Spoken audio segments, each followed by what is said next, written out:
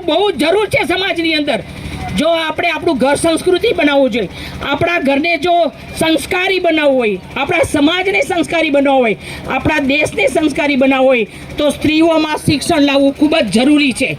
માટે દરેક બહેનોએ શિક્ષણ આપવું જોઈએ અને દરેક ભાઈઓને ખાસ કહું છું કે તમારા ઘરની બેન, દીકરીઓ, પત્ની જે હોય એને સમાજની અંદર બહાર કાઢો।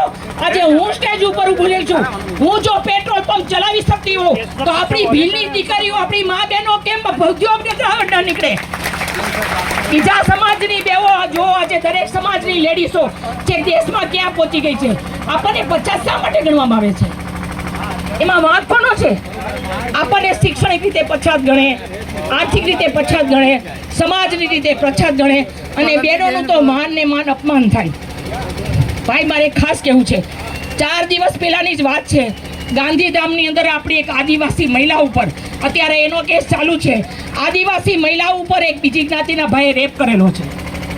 ભાઈ શા માટે? શા માટે? કારણ કે આપણે પછાત છીએ, આપણી બહેનો ભણેલી નથી, આપણી બહેનો આગળ આવતી નથી। એટલા માટે કોની તાકાત છે ભીલની બહેનને કોઈ આંગળી ઊંચી કરી જાય અથવા તો આંખ આંગળી ચડી જાય? એના માટે બહેનોએ આગળ આવવું પડશે। અને હું તો કહું છું કે દરેક સમાજની જો દુર્ગા વાહિની બનતી હોય તો ભીલની અંદર શક્તિ વાહિની કેમ ન બની શકે?